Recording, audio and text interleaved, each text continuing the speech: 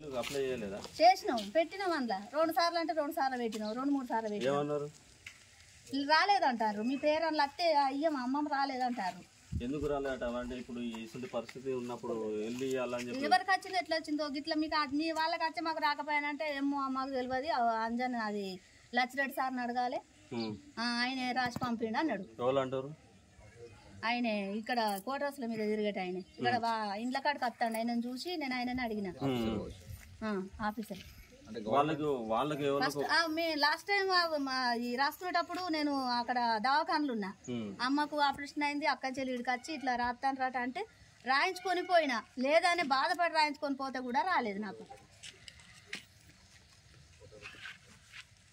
మేము ఎన్నడు కట్టుకుంటాం చెప్పు? మేము బతుకుడే కష్టం ఉన్నది.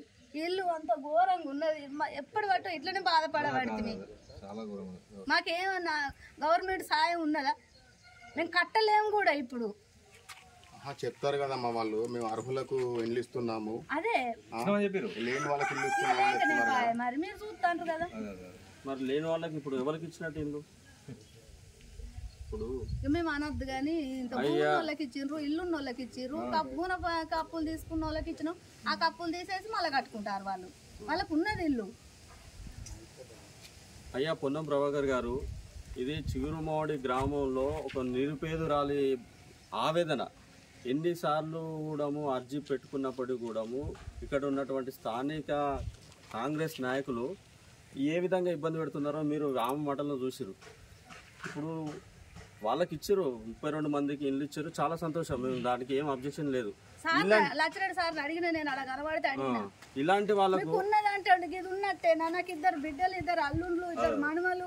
ఎక్కడ వండుకోవాలి చెప్పు? వర్షం కొట్టింది.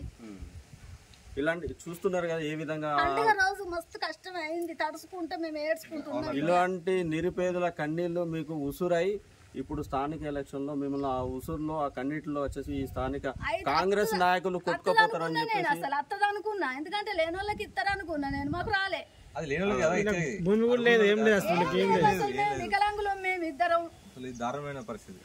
ఏమో కష్టపడి పిల్లల పెళ్లి చేసుకోవడానికి మాకు సరిపోయింది. మాకు అది మాకు అప్పులు వేసేసుకున్నాం. ఇవాళ రేపు ఎవరు చేసుకుంటారు ఆడపిల్లలను మట్టిగా? చూసారు కదా ఇంత దారుణమైన పరిస్థితి చిగురుమావడి గ్రామంలో. కాంగ్రెస్ నాయకుల అరాచకం అనేది ఈ విధంగా ఈ కన్నీటి రూపంలో వచ్చేసి బయటకు వస్తుంది. ఈ తల్లిని చూసైనా కూడా ఎందుకు రాలేదో తెలియదు. ఈ తల్లిని చూసైనా, ఇది తల్లి కన్నీటిని చూసైనా కూడా వీరికి ఖచ్చితంగా వచ్చేసి వీళ్ళు వికలాంగులు, మళ్ళా భార్య భర్త ఇద్దరు కూడా వికలాంగులు. వీళ్ళ పరిస్థితి దారుణమైన పరిస్థితి ఉన్నది. ఈ కాంగ్రెస్ నాయకులు ఈ విధంగా వీళ్ళని ఇబ్బంది పెట్టడం అనేది చాలా ఇబ్బందికరంగా ఉన్నది. వీళ్ళకి వెంటనే డబుల్ బెడ్రూమ్ శాంక్షన్ చేసి వీళ్ళని ఆదుకోవాలి. లేకపోతే ఇలాంటి వాళ్ళ ఉసురు, ఇలాంటి వాళ్ళ కన్నీరు ఇక్కడ ఉన్నటువంటి స్థానిక కాంగ్రెస్ నాయకులకు ఖచ్చితంగా తగులుతాయి. వీళ్ళ ఈ ఏడుపుతోనే వాళ్ళు వచ్చేసి వాళ్ళకు చర్మగీతం పాడే పరిస్థితి ఈ స్థానిక ఎలక్షన్ లో వచ్చేసి చిగురుమావడి గ్రామ ప్రజలు తీసుకుంటారు. ఈ తల్లిని చూడు ఏ విధంగా ఏడుస్తున్నారు.